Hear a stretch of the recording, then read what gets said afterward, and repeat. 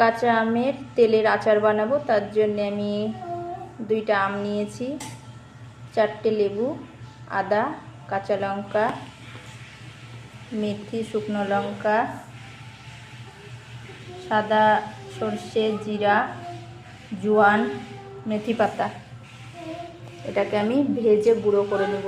প্রথমে আমি গ্যাসটাকে অন করে এবার আমি এই মেথিটা ভেজে নিব।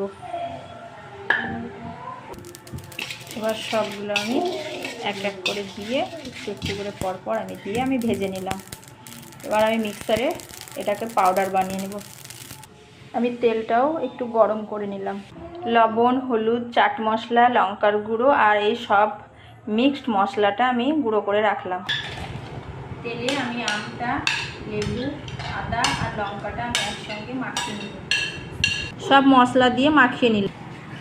এই তো আমি আচারটা এবার বয়ামে ঢুকিয়ে এবার রোদ্রে রেখে দিব। কয়দিন থাকবে, তারপরে মজে যাবে।